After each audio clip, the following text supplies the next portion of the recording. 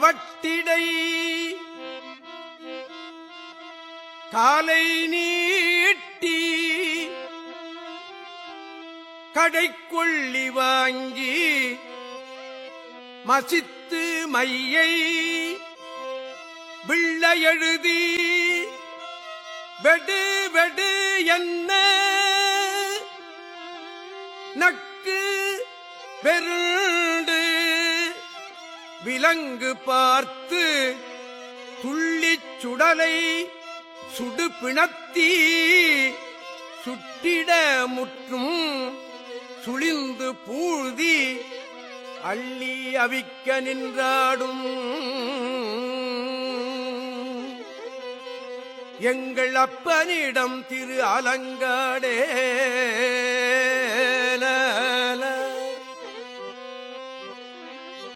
எங்கள் அப்பனிடம் திரு அலங்காடே அலங்காடே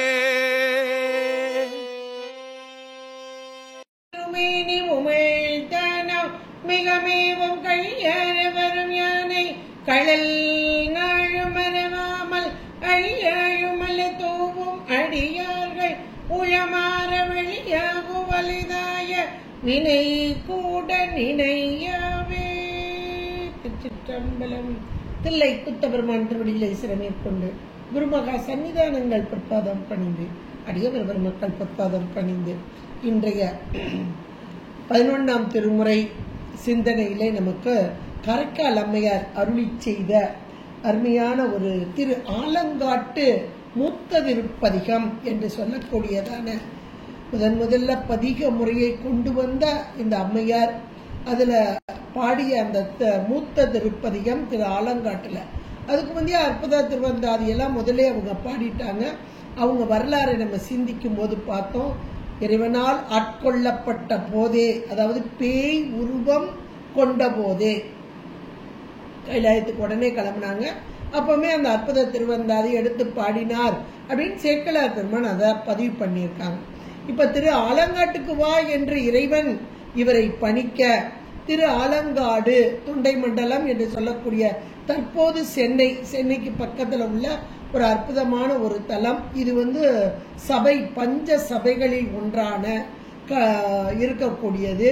இன்னும் சொல்ல போனா இங்கே ஆடக்கூடிய இறைவன் ஊர்த்துவ தாண்டவமாக அருளல் என்ற தொழில், ஐந்தொழிலில் அருளல் தொழிலும் பஞ்ச சபையில் ரத்தின சபையாகவும் இருக்கக்கூடிய திரு ஆலங்காடு. இதுல உள்ள பதிகத்துல திரு ஆலங்காட்டு மூத்த திருப்பதிகத்தில் அம்மை பாடியதில் இந்த முதல் பாடலை நம்ம பார்த்தோம்.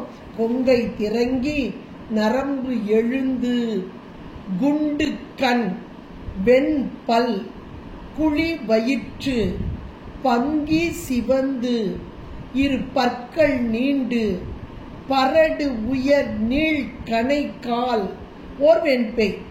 இவ்வளவோ அந்த பேய்க்குள்ள டெபினிஷனா நம்ம பார்த்தோம். அப்படிப்பட்ட அந்த பேய் வாழக்கூடிய அந்த இடத்துல தங்கி அலறி உலர் காட்டில் தாழ் சடை 8 திசையும் வீசி அங்கம் கொளிர்ந்து அனலாடும் எங்கள் அப்பன் இடம் திரு ஆலங்காடை. ஒரு அருமையான கடைசியா அந்த வார்த்தை ரொம்ப ரொம்ப அருமையான ஹைலைட்டான வார்த்தை. இன்னும் சொல்ல போனா மனதில் ஆழமா வைக்க வேண்டிய ஒரு வார்த்தை. தத்துவம், மிக உயர்ந்த தத்துவம்.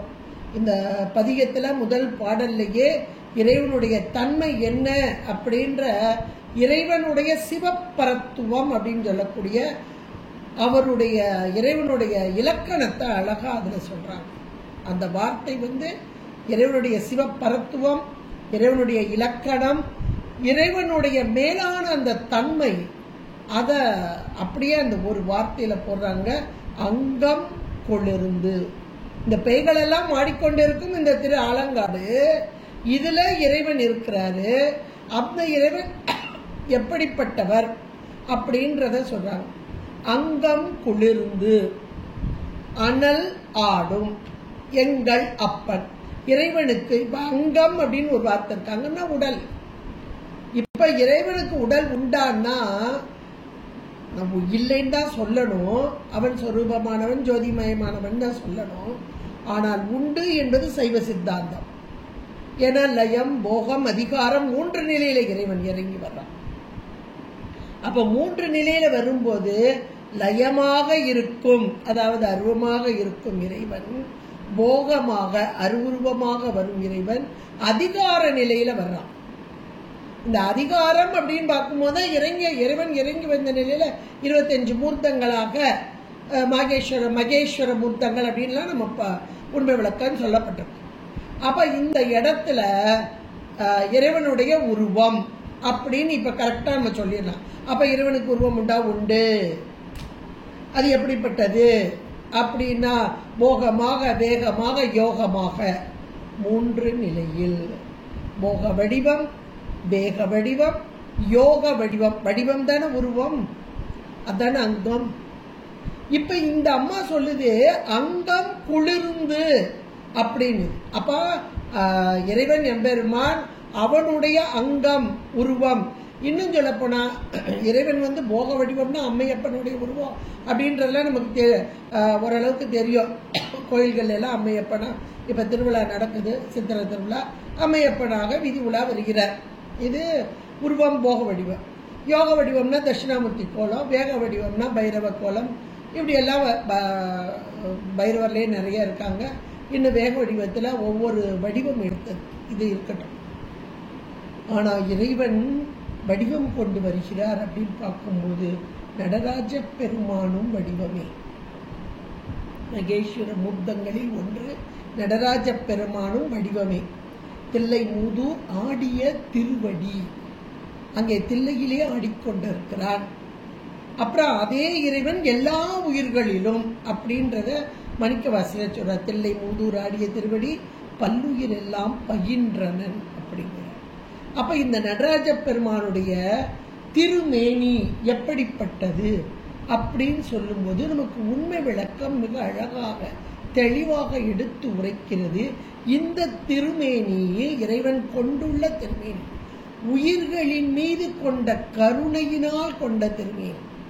அந்த திருமேனி நம் போன்றவர்களுக்கு உள்ள போல இந்த மாயா காரியம். நம்மளுடைய திருமேனி எப்படிப்பட்டது? மாயையும் வினையும் சேர்ந்ததான திருமேனி. ஆனால் இறைவனுக்குரிய திருமேனியோ அருள் திருமேனி, கருணையே உருவம் கொண்ட திருமேனி.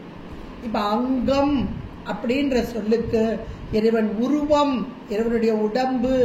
அப்ப அந்த உடம்பு எப்படிப்பட்ட உடம்புன்னா நம் போன்ற மாயா காரியம் அல்ல, கருணை. கற்பனை கடந்த ஜோதி, கருணையே உருவமாய். அதை ஞாபகம் வச்சுக்கணும். அடுத்தாப்புல அருள் திருமேனி மட்டும் இல்ல, இறைவன் ஒவ்வொரு இடத்துலையும் திருமேனி, அவன் நினைச்ச மாத்திரத்துல திருமேனி. இது நமக்கு புராணங்கள் மிக தெளிவாக எடுத்து சொல்லும். ஒவ்வொரு இடத்துல இப்ப திருவிளையாட புராணம்லாம் நீங்க பாத்துக்கிட்டீங்கன்னா ஒவ்வொரு விளையாட திருவிளையாடலுக்கும் ஒவ்வொரு திருமேனி தாங்கி வர்றாரு சாமி. யோசிச்சு பாருங்க. அப்ப அந்த திருமேனி இப்ப நமக்கு உடம்பு கொடுக்கணும்னா ஒருத்தர் வேணும், பெற்றோர், ஒரு தாய், ஒரு தந்தை, அப்புறம் இவங்கெல்லாம் பார்த்தாது. இறைவனுடைய திருவுருள் இவ்வளவு இருக்கு. ஆனா இறைவனோ அவன் எப்படிப்பட்டவன்? சுதந்திரன். அப்ப சுதந்திரமாக தன் பயமுடைய எதை நினைக்கிறானோ அந்த திருமேனியை கொள்கிறான் அப்படின்றத நம்ம புராணம் சொல்லும். ஆரொருவர் உள்குவார் உள்ளத்துள்ளே அவ்வுருவாய் நிற்கும் பெருமான். இதை நமக்கு அப்பர் பெருமான் ரொம்ப அழகா சொல்றார். அப்ப அந்த உருவ திருமேனி, அந்த அங்கம், இது அருள் திருமேனி மட்டுமல்ல, மந்திர திருமேனி கொண்டு இறைவன் வருகிறார். இது உண்மை விளக்க பாடல் நமக்கு மிக தெளிவாக அழகாக தெளிவுபடுத்து. மந்திர திருமேனி, அந்த மந்திர திருமேனி என்பது கூட தூள நிலையில் ஒன்று, சூட்சும நிலையில் ஒன்று. இது ஞான நடனம், ஊன நடனம் என்றெல்லாம் நாம பார்த்தோம். அப்போ இந்த திருமேனி என்பது, இறைவன் கொள்ளும் திருமேனி என்பது சுதந்திரமாக அவனாக ஏற்றுக்கொள்ளுதல். அப்ப அங்கம் உண்டு, அதாவது உருவம் உண்டு. இந்த உருவம் எப்படிப்பட்டதுன்னு நமக்கு தெரியுமானா தெரியாது. ஏதோ புராணத்துல படிக்கிறோம், அப்புறம் இன்னைக்கு கோவில்கள்ல போய் பார்க்கிறோம், அந்த திருமேனியை பற்றி ஓரளவு தெரிஞ்சுக்கிறோம் அவ்வளவு. ஆனால் இப்படி அதாவது அம்மையை போன்று யோக நுட்பத்திலே சிறந்து விளங்கும் ஒரு சிலருக்குத்தான் உண்மை என்ன என்று. இந்த அம்மையெல்லாம் ரொம்ப மேலான ஒரு நிலையில் இறைவனோடு ஒன்றித்து இருந்தவர்கள். அதனால் இறைவன் எப்படிப்பட்டவன் என்பதை உணர்ந்தார்கள். அதனால சொல்றாங்க, இந்த திருமேனி அவன் கொண்டுள்ள அந்த திருமேனி உருவம் எப்படிப்பட்டது தெரியுமா? குளிர்ச்சியான ஒன்று. குளிர்ச்சி, தன்னென்று குளிர்ச்சி. எப்ப அவங்களுக்கு எப்படி தெரியும் அப்படின்னா, அவங்க தான் சதா காலமும் ஒன்றித்து இருக்காங்களே. யோக நிலை, யோகம் என்றால் ஒன்றித்தல், சதா காலமும் இறைவனோடு ஒன்றித்த நிலை. அதனால் அவர்களுக்கு தெரியும். இவங்களுக்கு மட்டும் இல்லை, நம்ம அருளாளர்கள் எல்லாருமே சொல்வார். நம்ம சீதாப்பா, நம்ம அவை பிராட்டி சொன்னார் இல்லையா, சீத கழப செந்தாமரை பூம்பாத விநாயகப் பெருமானுடைய பாதம் எவ்வளவு குளிர்ச்சியா இருக்குது அப்படின்னு சொன்னாங்க இல்லையா. அப்ப அதெல்லாம் வச்சு பார்க்கும்போது இறைவனுடைய திருமேனி குளிர்ச்சியானது. ஏன் குளிர்ச்சியா இருக்கு அப்படின்னா, நம் போன்றவர்களுக்கு தான் உடம்புல வெப்பம் எல்லாமே வேணும். ஆனால் அவன் எப்பொழுதும் தன் என்ற தன்மையோடு, எதற்காக? உயிர்களாகிய நமக்கு நன்மை செய்வதற்காக. நாம எத்தனையோ பிறவியை கடந்து அப்படியே வெப்பத்துல தவிச்சுக்கிட்டு இருக்கோம், வெப்பத்துல தவிச்சுட்டு இருக்கோம். அப்ப அந்த வெப்பத்தை நீக்க வேண்டும் என்றால் குளிர்ச்சி, தன் என்று இருக்க வேண்டும். அப்பா தாங்க முடியல வெயிலுன்னா ஒரு குளிர்ச்சியான மர நிலையில இருக்கிறோம். இதை போல பிறவி, எத்தனையோ பிறவியை கடந்து வந்த இந்த உயிர், உடம்பெடுத்து வந்த உயிர், எத்தனையோ உடம்பு எடுத்து வந்த உயிர், இதோ இந்த திருவடியை அடைந்த போது, இந்த இறைவனை அடைந்த போது, அதுலயும் அந்த ஆன்மா, எந்த ஆன்மா இறைவனை உணர்ந்து அனுபவித்து, இன்னும் சொல்ல போனா அந்த உணர்தல் அனுபவம் எப்ப வரும் அப்படின்னா, என்றைக்கு உயிர்களுக்கு மலம் பரிவாகப்பட்டதோ அன்றைக்கு தான் வரும். மலம் பரிவாகப்படாமல் இறைவனை உணர முடியாது. இவங்கெல்லாம் அந்த மேலான நிலையில.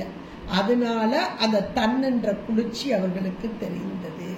அதனாலதான் அதை விட்டு பிரிய மாட்டாங்க. நீங்க அருளாளர் வாழ்க்கையை எடுத்து பார்க்க, எப்பா மறப்பில்லாத என்னை மறக்குமாறு செய்தனை, இது ஞானசம்பந்த பெருமாள்.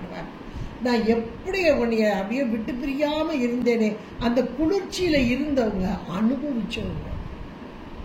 அனுபவிச்சவங்க, திரும்ப இந்த உலகத்துக்கோ உடம்பெடுத்தோ வரமாட்டாங்க. அதுலயே அப்படியே இருப்பாங்க. அந்த அருளாளர்கள் பட்டியலை நீங்க வரிசையா போட்டு பார்க்கலாம். எல்லாருமே அப்பர் பெருமான் அங்க நீற்றறையில இருக்கும்போது எதை சொல்றாரு? அந்த நீற்றறை எரிஞ்சுக்கிட்டு இருக்குது. இது உலகத்துக்குரிய வெப்பம். அது பயங்கரமான வெப்பத்தை, சூட நமக்கு உடலுக்கு கொடுக்கும். ஆனா இந்த ஆன்மா எங்க இருக்கு தெரியுமா? அங்க இருக்கு, இறைவனுடைய திருவடியில உட்கார்ந்துருக்கு. அந்த இறைவனுடைய திருவடி எப்படி இருக்கு? தன்னன் குளிர்ச்சியா இருக்கு. எவ்வளவு அருமையான வார்த்தைகள் வர. அதைத்தான் அம்மை இப்போ அதை அனுபவிச்ச அம்மை, இறைவனுடைய திருவடி நீழலை அனுபவித்த அம்மை, அங்கம் குளிர்ந்து. ஆனால் இவன் ஆடிக்கொண்டிருக்கிறான். எங்கே ஆடிக்கொண்டிருக்கிறான்? அனல் ஆடும் அப்பம், அனலில் ஆடிக்கொண்டிருக்கிறான். இப்ப இங்க காட்டப்பட்ட அனல் எது அப்படின்னா இந்த சுடுகாடு. ஏன்னா இந்த அம்மா அலங்காட்டுல வாஞ்சோடனே அலங்காட்டுல தான் இருக்கு. அங்க உள்ள பேய்களை பத்தி தான் வர்ணனை. இன்னும் வரக்கூடியதெல்லாம் பேய்கள் என்ன செய்யுது, எந்த இடத்துல? அந்த அலங்காட்டு. அப்ப இறைவன் ஆடிக்கொண்டு இருக்கிறான்.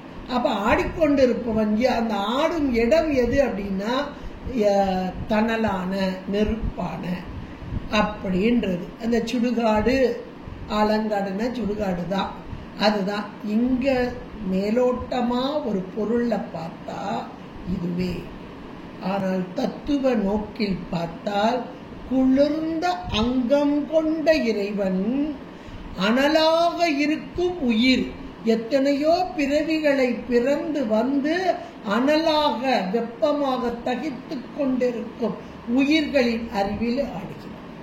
இது தத்துவம். அதைத்தான் அங்கம் குளிர்ந்து அனல் ஆடும் எங்கள் அப்பன் எனக்கு தந்தையானவன். ஏன்னா இந்த உயிர்களுக்கு தந்தை இறைவன் தான். உடம்புக்கு வேணா இன்னைக்கு ஒரு இனிஷியல் போட்டுக்கலாம். உடம்பு மாயா காரியம், சில காலம் தோன்றி நின்று அழிவது. உயிரோ நித்த பொருள், என்றும் உள்ள பொருள். இந்த என்றும் உள்ள பொருளோடு உடனாக இருக்கும் இறைவன், அவன்தான் முதல் உடம்பு கொடுக்கிறான். அதனாலதான் அப்பா. நிறைய நம்ம அருளாளர்கள் அம்மையே அப்பா அப்படின்னு, அப்பண்ணி அம்மைனி இப்படி எல்லாம் சொன்னாங்கன்னா காரணம் எல்லாமே கிடையாது. அதற்கு காரணம் என்ன? முதல் உடம்பு நீ தானே கொடுத்த. இன்னைக்கு அந்த முதல் உடம்பு இருந்துகிட்டே தான் இருக்கு. சூட்சும உடம்பு 8 கருவிகளோடு கூடி புரியட்ட காயம் புலப்பட எனக்கு அம்மை சொன்ன இல்லையா? அது மாதிரி இங்க அப்பன் என்றால் உயிருக்கு தந்தை. இன்னும் சொல்லப்போனா சூட்சும உடம்போடு கூடிய உயிருக்கு. அப்ப முதல் உடம்பு சாமி கொடுத்தாருன்னா அந்த உடம்புக்கு அப்பா. அப்படிப்பட்ட அப்பன் அவர் இருக்கும் இடம் திரு அலங்காடை என்று அழகாக அங்கே நிறைவு பண்ணி, இப்ப அடுத்த பாட்டு அந்த பேய். இந்த பாட்டுல 2வது பாட்டு ரொம்ப ஒரு காமெடி சீன் சொல்லுவாங்க இல்லையா? அது மாதிரி ஒரு காமெடி சீன் தான். இங்க இருக்கிறது, இந்த அம்மா இருக்கிறது சுடுகாடு அலங்காடு. இன்னைக்கு கோயில் இருக்கு, அவ்வளவுதான். பக்கத்துல ஒரு கிராமம். அந்த காலத்துல வெறும் மயானமாக, அந்த மயானம் கூட பாலைவன பகுதிம்பாங்க. பொதுவா சுடுகாடுன்றதே ஒரு பாலைவன பகுதிம்பாங்க. இந்த இடத்துல, இந்த மயானத்துல பெய்கள், அந்த பாலைவன பகுதினா இந்த கள்ளிக்காடு, கள்ளிச்செடி இருக்கு இல்லையா? அதுதான் நிறைய முளைச்சுக்கிறோம். அந்த களிச்செடி முளைச்சு கிடக்கான். அதுல ஒரு பேய். பொதுவா இங்க சொல்லப்பட்ட பேய் வந்து பெண் பேய் தான் சொல்லப்படுது. பெண்ணுன்னா பசுக்கள் எல்லாம் பெண்ணு தான், ஞாபகம் வச்சுக்கோங்க. இங்க சொல்லப்படுறது பெண் பேய்னே அம்மா சொல்றா. ஆனா பசுக்கள் எல்லாம் பெண் தானே. பசு நம்ம எல்லாருமே ஆணாக இருந்தாலும், ஆண் உடம்பு எடுத்தா கூட பெண்ணு தான், பசு தான். அதனாலையும் பெண்ணுன்னு சொன்னா. அது காலை நீட்டி, நம்ம வீட்டில் பெரியவங்க இப்போ யார் கால் நீட்டி உட்கார்றா? ஆனால் சின்ன பிள்ளைய கூட கால் மடித்து உட்கார மாட்டேங்குது ஒரு பக்கம். ஆனால் கீழே உட்கார மாட்டாங்க, எல்லாருமே சேரில் தான் உட்காருவாங்க. அது ஒரு பெரிய ஹைலைட்டு. கீழே உட்கார்ற பழக்கம்லாம் இல்லாமல் போச்சு. இப்போ காலை நீட்டி இந்த பேய் என்ன, அந்த காலத்து பெண்களை நினச்சிக்கோங்க, இல்லை வயசானவங்க நினச்சிக்கோங்க. அப்பா கொஞ்சம் காலை நீட்டி உட்கார்ந்ததப்ப ரிலாக்ஸாக இருக்கு அப்படின்னு சொல்ல முடியாது. இந்த பேய் என்ன செய்யுதான், கால் நீட்டி உட்காந்துருக்கு. கால் நீட்டி உட்காந்துட்டு என்ன செய்யுதுன்னா மேக்கப் போட்டுக்கிட்டு இருக்கா. ஏன்னா பெண் பேய் இல்லையா? பெண் எப்பனாலும் மேக்கப் போடாது, வயசானாலும் மேக்கப் போட்டுட்டு தான் இருக்கும். எங்க முகத்துக்கு, தலைக்கு, உடம்புக்கு எல்லாம் மேக்கப் போடுறாங்க இல்லையா? அதே மாதிரி இந்த பேயும் மேக்கப் போட்டுட்டு இருக்கு. ஏற்கனவே மேக்கப் போட்டு போட்டு போட்டு அங்க டயர்டாகி இங்க வந்து பேயா இருக்கு. இங்கேயும் அதை விட மனசு இல்லை, அதனாலையும் மேக்கப் போட்டுக்கிட்டு இருக்கலாம். போட்டுக்கிட்டு இருக்கு. அங்கே கொஞ்சம் பாதியிலே விட்டுட்டு வந்தது இங்கே தொடருது. இந்த பேய் கால் நீட்டி உட்காந்து, அது மேக்கப்பில் என்ன முக்கியமானது, கண்ணுக்கு மை விடுறது. அந்த மையை அதுக்கு எங்கே கிடைக்கும்? இங்கே அங்கே எரிஞ்சுக்கிட்டு இருக்கல கொல்லிக்கிட்ட, அதை அணைஞ்சு கிடக்கல. அதை எடுத்து நல்லா உரசி, ஒரு இடத்துல வச்சு உரசி அதில் தேய்ச்சி அந்த கறியை எடுத்து அப்படியே கண்ணில் போட்டு, கண்ணையும் பார்த்தீங்கன்னா கண்ணுக்குள்ளே போடுவாங்க. அழகாக இருக்கும், வெளியே தெரியாமல் அப்படி போடுவாங்க. அது ரொம்ப அழகு. ஆனால் வெளியே இவ்வளோ பெருசாக திக்காக போட்டாங்கன்னு வைங்களேன், ஏன் பேய் மாதிரி கண்ணில் மைய போட்டிருக்க அப்படின்னு நம்ம சொல்லுவோம் பாரு. இந்த பேய் அப்படிதான் போட்டிருக்கான். அதை படிக்கும்போது உண்மைக்கே சிரிப்பாக வச்சு, ஆகா நம்ம சாதாரண பேய் மாதிரி கண்ணுக்கு மை போட்டிருக்கேன்னு சொல்லுவோம். உண்மையிலேயே அந்த அம்மை கரக்காலம் அவ்வளோ அப்படியே அனுபவிச்சு எழுதியிருக்காங்க. இந்த பேய் அப்படிதான் போட்டிருக்கான். போட்டுட்டு காலை நீட்டி உட்காந்து அப்புறம் என்ன செய்யுதான், ஒரு சிரிப்பு சிரிக்கும் போது பெண்கள் வந்து மென்மையா சிரிக்கணும், கக்கன்னு பேய் மாதிரி சிரிக்க அப்படின்னு சொல்லுவோம். இந்த பேய் அப்படிதான் சிரிக்கும். எல்லாம் பாருங்களேன், இது ஒரு இந்த பாட்டே ஒரு காமெடி சீனா சூப்பரா இருக்குங்க. படிக்க நீங்க கேட்டுட்டு இதை கேட்கும் போதே கையில புஸ்தகத்தை வச்சு கேளுங்க. உண்மைக்கு அதை அப்படி கேட்டீங்கன்னா ரொம்ப சந்தோஷம். ஆனால் எத்தனை பேர் கேட்குறீங்கன்னு தெரியல. சுசிலாமா கூட வருத்தப்பட்டாங்க. ஆனால் அந்த மாதிரி அனுபவிங்க. இதெல்லாம் அனுபவிக்கிற பாரு. கையில் புஸ்தகத்தை வச்சுக்கோங்க, இப்படி உட்காந்து கேளுங்க. அப்படி கேட்கும்போது இந்த வார்த்தைகள் எல்லாம் பக்கத்தில் அப்படி எழுதுங்க. அவ்வளோ ஒரு ஹைலைட்டாக எவ்வளவு அனுபவிச்சு அந்த அம்மா எழுதியிருக்காங்க. அப்படிப்பட்ட ஒரு பேயை நம்ம கண் முன்னாடி கொண்டு வர்றாங்க. மேக்கப் போடுற பேய். மேக்கப் போட்டுக்கிட்டு இருக்கும் போதே தன் நிலையை நினைத்து சிரித்ததா? ஐயோ இப்படி பேயா இருக்கேனே, முதல்ல மனுஷனா இருக்கும்போது என்ன அழகா போட்டேன், இப்ப இப்படி ஆயிட்டேனே அப்படின்னு நினைச்சு சிரிச்சதா? அல்லது பக்கத்துல இன்னொன்னு பார்த்து கொஞ்சம் கோபப்பட்டு ஒரு கோபமும் ஒரு சிரிப்புமா வருதா? அதை அழகா அந்த வார்த்தையில கொண்டு வர்றாங்க அம்மா. அந்த கோபம் சிரிப்பு ரெண்டு சேர்ந்து எப்போ வரும்னா, தனக்கு இயலாம வரும்போது கோபம், தன்னுடைய செயலை பார்த்து ஒரு சிரிப்பு, இந்த ரெண்டு சேர்ந்து வரும் கோபமும் சிரிப்பு. சில நேரங்களில் நிறைய பேர்ட்ட இதை கவனிக்கலாம் நீங்க. நீ கோபப்படுறியா சிரிக்கிறியா ரெண்டையும் சேர்த்து செய்யா அப்படின்பா. கோபத்திலே ஒரு சிரிப்பு வரும். இந்த பேய்க்கு அது வருது. இத அந்த அம்மா அழகா சொல்றாங்க. அப்ப இது இயலாம அங்க முடியாம வந்துட்டு இங்க வந்து நமக்கு சரியா நடக்கலையே அப்படின்ற ஒரு கோபத்துல அப்படி ஒரு சிரிப்பு. இந்த இடத்துல இறைவன் ஆடுறார். என்ன ஒரு அருமையான ஒன்று பாருங்க. இது ஒரு உயர்ந்த தத்துவம். நான் அடிக்கடி சொல்லிட்டேன், இத நீங்க பாடல பொருளை பார்த்துக்கங்க, அந்த பொருளை உணரும் போதே தத்துவத்தை உணர்ந்துக்கங்க, நம்ம மனசை விட்டு நீங்கவே நீங்காது. சரி, இப்ப பாடலுக்குள்ள போமா. இது பொதுவான கருத்து, இந்த பாடலுடைய கருத்து. இப்ப அதுல ஒவ்வொரு வார்த்தைக்கு உள்ள பதவுரை அப்படின்னு சொல்லக்கூடிய பதம் பதமா பிரிச்சு அதனுடைய பொருளை பார்ப்போம். திருச்சிற்றம்பலம். கள்ளி கவட்டிடை காலை நீட்டி. கள்ளி கவட்டிடை, கள்ளினா கள்ளி செடி. நம்ம இந்த நிலம் வந்து, அதாவது ஆலங்காடுனா சுடுகாடுன்னு பார்த்தோம். இந்த சுடுகாடு என்பது ஊருக்கு வெளிப்புறமாக இருக்கும், ஒரு பாலைவனமாகத்தான் இருக்கும். அதாவது அந்த இடத்துல வேற மரங்கள் எதெல்லாம் இருக்காது, ஒரு காய்ந்த நிலமாகத்தான் அநேகமா அப்படிதான் இருக்கும். ஒவ்வொரு இடங்களையும் நீங்க பார்க்கலாம்.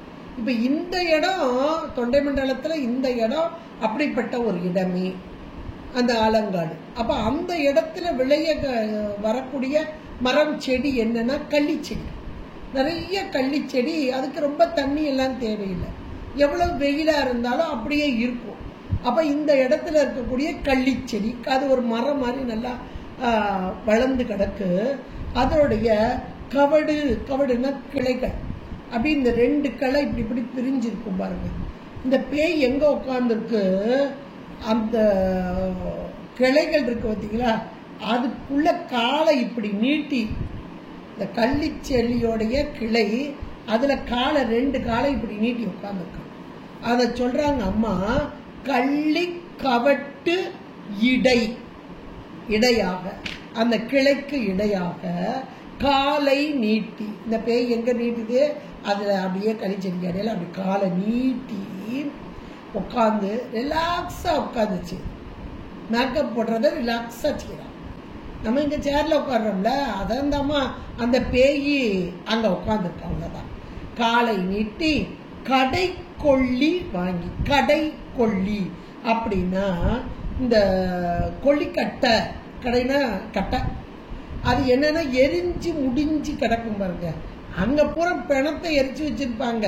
வேற என்ன அங்க சுடுகாட்டுல என்ன இருக்கு, பணத்தை எரிஞ்சு முடிச்சு அதுல ஒரு கொள்ளிக்கட்டை, நம்ம எரிஞ்சு முடிச்சத கொள்ளிக்கட்டைன்னு சொல்றோம்ல, அதைத்தான் இந்த மாதிரி சொல்லுது கடை கொள்ளி. கடைன்றது கட்டை, கடை கொள்ளி அதாவது எரிஞ்சு முடிச்ச கட்டை. அதை வாங்கி அதை எடுக்குது இந்த பேய். எடுத்து மசித்து நல்லா தேய்க்குது. தேய்ச்சி மையை, அதுல இருந்து அந்த மை வருதா, கருப்பு மை வருதா, அதை எடுத்து அப்ப கடைக்கொள்ளி வாங்கி மசித்து மையை, அதுல இருந்து வரக்கூடிய கருப்பு நிறமான அந்த மை, அதை வில்ல எழுதி. அது ஒரு நல்ல வார்த்தை, வில்ல எழுதி அப்படின்றது. இந்த வில்ல அப்படின்னா வெளிப்பட்டு தெரிதல். அதாவது கண்மை போடும்போது கண்ணுக்குள்ள போடுவாங்க, வெளியே தெரியாம போடுவாங்க. நல்லா கோத்து பார்த்தீங்கன்னா ரொம்ப அதை மைன்யூட்டா செய்யறவங்க, ரொம்ப அழகா செய்யறவங்க, நேர்த்தியா செய்யறவங்க. நீங்க கண்மை போடுறவங்களால இவ்வளவு நாள் நோட் பண்ணலன்னா இனிமே நோட் பண்ணி பாருங்க. யாரு வெளியே எடுத்து இப்படி அப்பி இருக்காங்களோ அவங்களுக்கு கொஞ்சம் மூளை குறைதான். உள்ள வெளியே போட்டதே தெரியாம அழகா இருக்கும், ரொம்ப அழகா போடுவாங்க. அவங்க ரொம்ப தேர்ந்த ஆளு அப்படின்னு வச்சுக்கலாம். இப்போ இந்த பேய் என்ன செய்யுது, வில்ல இந்த கண்ணுக்கு வெளியே தெரியுது, அது மாதிரி எழுதி வில்ல எழுதுனா கண்ணுக்கு வெளியே. அப்ப இங்க வந்து இவ்வளவுக்கு தீட்டிட்டு அதைத்தானே நம்ம பார்த்தா உண்மைக்கு இந்த வார்த்தையை இதுல பார்த்த பிறகுதான் நம்ம சாதாரணமா சின்ன பிள்ளைங்க ஏதாவது கண்ணை எடுத்து இப்படி தீட்டிட்டு ஓடி போயிடும், தப்பா வச்சிருப்போம், பொட்டை வச்சுட்டு இங்க திரும்புறதுக்குள்ள சின்ன பிள்ளைங்க நம்ம நடந்த நிகழ்ச்சி எல்லாருக்குமே தெரியும், எடுத்து இப்படி ராவிட்டு போயிடும், பேய் மாதிரி ராவிட்டிய அப்படின்னு நம்ம சொல்லுவோம். எவ்வளவு அழகா எழுதியிருக்காங்க பாருங்க இந்த பேய் செய்யற செயலாவே.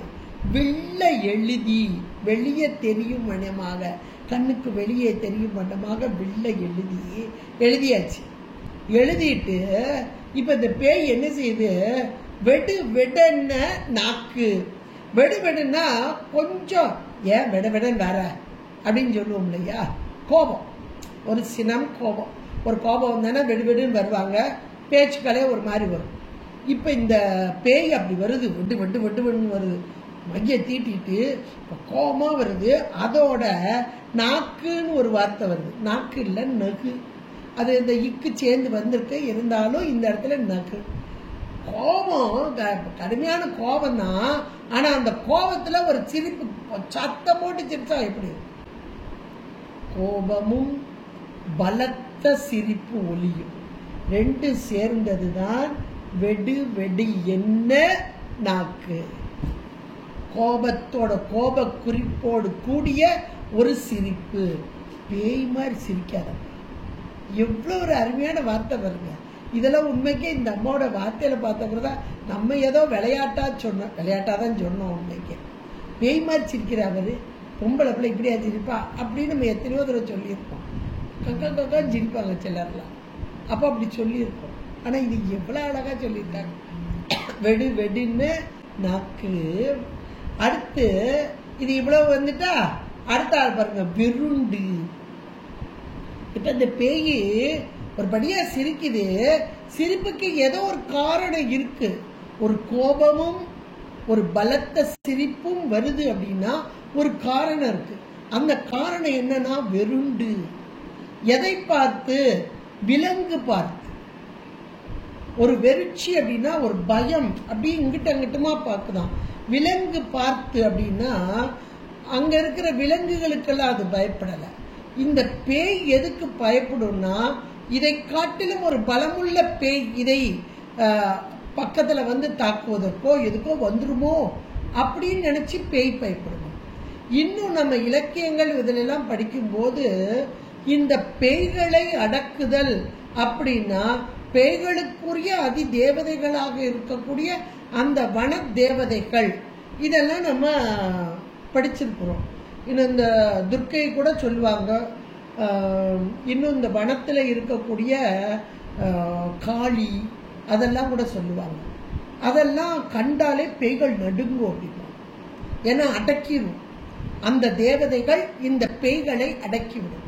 அதனால அந்த தேவதைகள், அதாவது வன தேவதைகள் அல்லது சுடுகாட்டில் இருக்கக்கூடிய அவங்கெல்லாம் அதுகளெல்லாம் பார்த்தா இந்த பேய்களுக்கு பயம், அச்சம். விலங்குன்ற வார்த்தை அந்த தேவதைகளுக்கு கடும் தெய்வங்கள் அப்படின்னு சொல்லுவாங்க.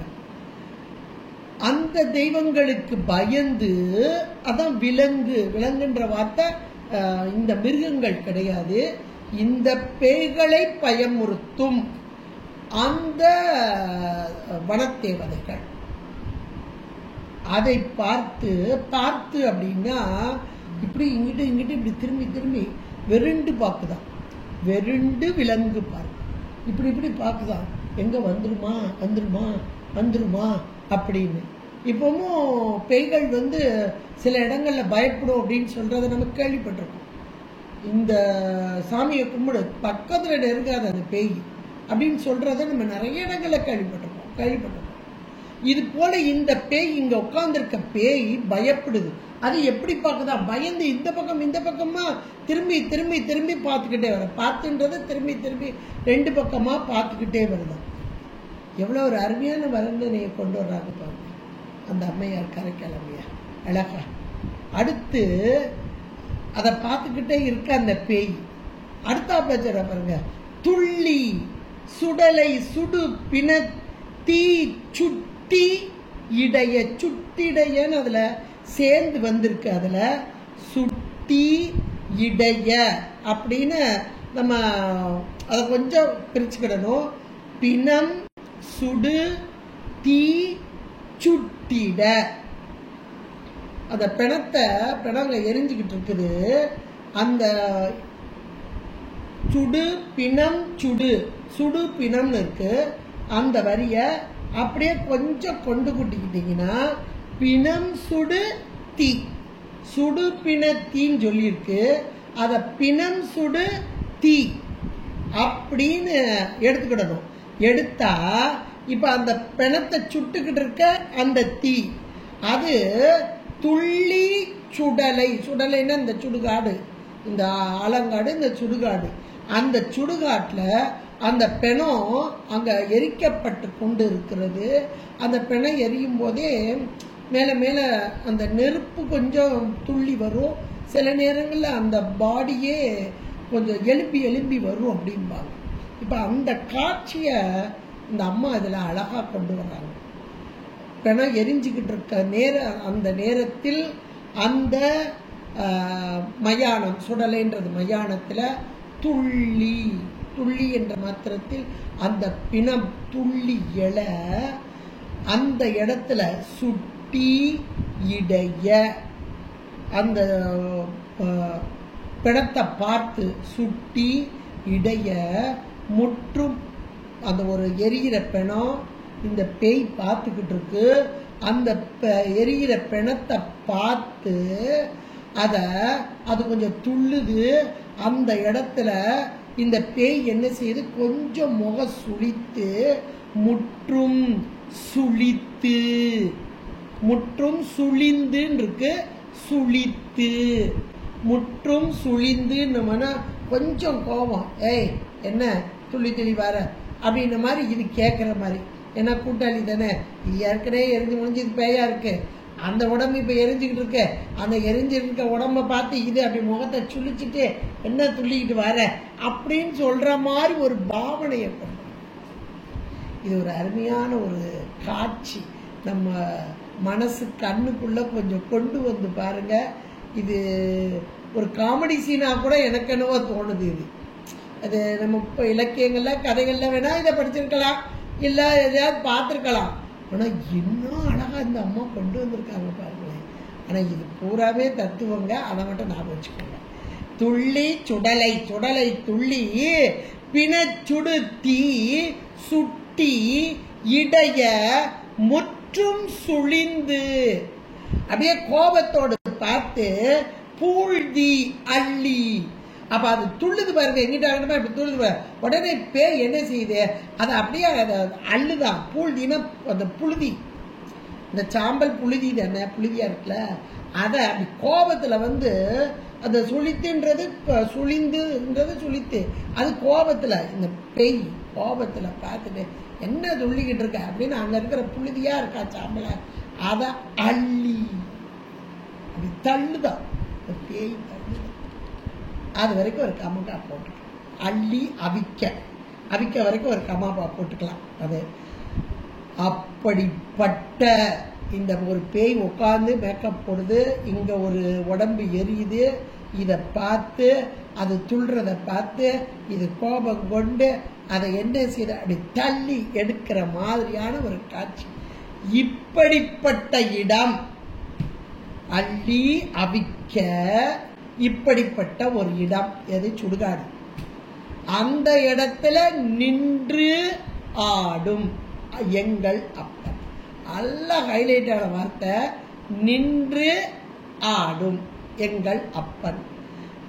அதனங்க நின்று அப்படின்னா இறைவன் ஆடும் ஆட்டத்தை நீங்க திருவிசைப்பாவுல நிறைய இடங்கள்ல, இந்த 9ஆம் திருமுறையில அவ்வளவு அழகா இறைவன் இருக்கும் இடம் அப்படின்னு சொல்லும் போது உயிர்களுடைய அறிவு எல்லா உயிர்களையும் நின்று ஆடிக்கிட்டே தான் இருக்கான். ஒரு நொடி கூட விலகல. அவன் விலகினா வேற ஒண்ணுமே இல்லாம போயிடும், அவ்வளவுதான். ஒரு நொடி கூட விலகாமல் நின்றாடும் இறைவன் எல்லா உயிர்களையும். ஆனா எல்லா உயிர்களில் ஆடினாலும் நமக்கு அவன் ஆடிக்கிட்டு இருக்கானா தெரியுது. ஆடுதல் என்பது ஐந்தொழில் புரிதல். இப்போ நம்ம ஐந்தொழில் அப்படின்னா ஓரளவுக்கு இந்த சாத்திரங்கள்லாம் படிச்சதுனால புரியுது. தூள ஐந்தொழிலா, படைத்தல் காத்தல செய்யறாரு. சூட்சும ஐந்தொழிலா, இங்க நமக்கு படுத்துக்கும் போது நினைக்கும் போது உள்ள இருந்தே செய்யறாரு. அதிசூட்சும ஐந்தொழிலா, புருவ நடுவுல இருந்து இன்னைக்கு எல்லா செயல புருவ நடுவுல உட்கார்ந்து நனவு நிலையில 5 நனவு நிலையில 5 படைத்தல் காத்தல் இந்த இடத்துல அதிசூட்சுமை. அப்ப ஒரு நொடி கூட விடாமல் செய்து கொண்டிருக்கும் இறைவன். இதான் நின்று, ஒரு நொடி கூட விட்டு விலகாமல் நின்று ஆடும். இப்ப இந்த இடம் எந்த இடம் இப்ப உங்களுக்கே புரிஞ்சிருக்கும். உயிர்களாகிய நாம் தான் நின்று ஆடும் எங்கள் அப்பன். இந்த உயிருக்கு உயிராக உயிர்களுடைய தன்மை எப்படி இருக்கு அப்படின்றத அம்மை பட்டியல் போட்டு சொல்லிக்கிட்டு இருக்க. உயிர்களுடைய அறிவு எப்படி இருக்கு அப்படின்றத பட்டியல் போட்டு சொல்லிக்கிட்டு இருக்கு. அது சுடுகாட்டில் இருக்க பேய்கள் மூலமாக இன்றைக்கு உலகத்தில் வாழ்ந்து கொண்டிருக்கும். சில நேரம் நம்முடைய வாய் வார்த்தையிலே சொல்லுவாங்க, என்ன ஒரே நடப்பணமாத்தான் அலைகிறேன், என்ன செய்ய, நடைப்பினம் சொல்லுவாங்க, நடைப்பினமாத்தான் அலைகிறேன் அப்படிம்பாங்க. இப்ப யோசிச்சு பாருங்க, நடப்பினம்னா என்னது? பேய் தானே. அப்ப பேய் இருக்கிற இடம் எது? யோசிச்சு பாருங்க, அந்த பேய் இருக்கிற இடம் எது? இந்த உடம்பு தானே. இந்த உடம்புக்குள்ள நின்று ஆடும் இறைவன் தானே. இந்த உடம்பை செலுத்தணும், உயிரை செலுத்தணும். உயிர் செலுத்தப்பட்டதான் உடம்பு செலுத்தப்படும். உடம்பிலும் உயிரிலும் நின்று ஆடும் எங்கள் அப்பன். உயிரிலையும் ஆடுறான், உடம்புலையும் ஆடுறான். ரொம்ப அருமையான ஒரு வார்த்தைகளாக உயர்ந்த தத்துவத்தை ரொம்ப அழகான ஒரு பேய்களுடைய கூட்டத்தோட நின்று ஆடுவது போல. ஏன்னா அந்த அம்மா வந்தது அங்க ஆலங்காடு, அங்க இருக்கிறத இன்னைக்கும் இருக்கிறாங்க. அந்த ஆலங்காடு, அந்த ஆலங்காட்டை தனக்கு இடமாக கொண்டு ஆடும் இறைவன் என்பெருமான். அந்த ஆலங்காடு என்பது என்னன்றத நமக்கு இந்த அம்மா உணர்த்துறாங்க. அலங்காடு என்பது சுடுகாடு தான். அந்த சுடுகாட்டிலே உடம்பு எரிக்கப்படுகிறது. இங்கே நம்முடைய உயிரும் எப்படி வர வேண்டும்? ஆலங்காடாக வர வேண்டும், சுடுகாடாக வர வேண்டும். வெந்து தணிந்தது காடு, தழல் வீரத்தில் மூப்பென்றும் குஞ்சென்றும் உண்டு. அப்ப இந்த உயிருடைய அறிவு அப்படியே சுடுகாட்டை போல சாம்பலாக வெண்மை நிறம் கொண்டதாக என்றைக்கு மாறுமோ அன்றைக்கு இறைவனுடைய ஆட்டம் நமக்கு புரியும். அந்த ஆட்டத்தை உணர்தல் அப்படின்னும் போது இப்ப நமக்கு புரியாது. ஏன்னா இந்த உடம்போடு கூடி உலக அனுபவம் இருக்கிற வரைக்கும் புரியாது. உடம்பு நீங்கணும். உடம்பு நீங்கும் இடம்தான் சுடுகாடு. இப்ப உடம்பு இருக்கும் போதே உடம்பு நீங்கணும். கொஞ்சம் கஷ்டமான ஒண்ணுதான், ரொம்ப சிந்திச்சு பாருங்க, உங்களுக்கே தெரியும். உடம்பு இருக்கும் போதே உடம்பு நீங்கணும். உயிர் அறிவு, அந்த அறிவு விழித்து கொள்ள வேண்டும். விழித்து கொண்டால் இங்கே உண்மை புலப்படும். இறைவன் ஆடும் ஆட்டம் நமக்கு தெரியும். இது அம்மா இந்த காரைக்கால் அம்மையார் உணர்ந்து அனுபவித்து சொன்ன ஒரு அருமையான பாடலாக, கள்ளி கவட்டிடை காலை நீட்டி கடை கொள்ளி வாங்கி மசித்து மையை விள்ள எழுதி வெடு வெடுன நாக்கு, வெடுவெடுன கோபத்தோடு கூடிய நகுதல் சிரிப்பு, வெருண்டு விலங்கு பார்த்து, விலங்கு என்ற மாத்திரத்தில் தனக்கு ஏதேனும் துன்பம் வருமோ, துன்பம் வரக்கூடிய அங்கே விலங்கு என்பது இங்கே துன்பம் தரக்கூடிய அந்த தேவதை ஏதேனும் வந்திருக்கிறதோ என்று இங்கும் அங்குமாக திரும்பி பார்த்து, வெறிண்டு விலங்கு பார்த்து, துள்ளி சுடலை சுடுப்பினம் தீச்சுட்டு இடைய பக்கத்துல இன்னொன்னு, இது ஏற்கனவே சுடப்பட்டு இருக்கும் இந்த பேய், ஆனால் இப்போது சுடப்பட்டு கொண்டிருக்கும் ஒரு உடல். அதாவது துள்ளி சுடலை சுடு பிணம் தீ சுட்டு இடைய முற்றும் சுழிந்து பூழ்தி, அதை அப்படியே நீக்குதல். பூழ்தினா இங்கே புழுதி, அள்ளி அவிக்க, அதையெல்லாம் நீக்குதல், அவிக்க அந்த இடத்தில் நின்றாடும் எங்கள் அப்பன், நின்றாடும் எங்கள் அப்பன் இடம். அது எது? திரு ஆலங்காடே என்று மிக அழகான ஒரு பாடலாக பேய்களை உணர்த்துவது போல உயிர்களாகிய நாம், நம்முடைய உயிர் அறிவு, இந்த அறிவிலே நின்றாடும் இறைவன், அவனை நாம் காண முடியுமா? முடியாதா? முடியும். உருவம் கொள்பவனா? உருவம் இல்லாதவனா? உருவம் கொள்பவனே. இவனை காண முடியும், அனுபவிக்க முடியும் என்று மிக அழகாக நமக்கு எடுத்துச் சொல்லும் இரண்டாவது பாடலாக இங்கே அமைந்துள்ளது. அருமையான இந்த பாடலை சிந்திப்பதற்கு இறைவனுடைய திருவருளும் குருவருளும் கூட்டியமைக்கு நன்றி கூறி உங்களிடமிருந்து விடைபெறுகிறேன். நன்றி, வணக்கம். திருச்சிற்றம்பலம். ஹர பார்வதி பதே, ஹர மகாதேவ. தென்னாடுடைய சிவனே போற்றி, எந்நாட்டவர்க்கும் இறைவா போற்றி. திருச்சிற்றம்பலம். நன்றி, நன்றிப்பா. நன்றி, நன்றி. திருச்சிற்றம்பலம். நம பார்வதி பதயே. ஹர ஹர மகாதேவா. தென்னாடுடைய சிவனே போற்றி.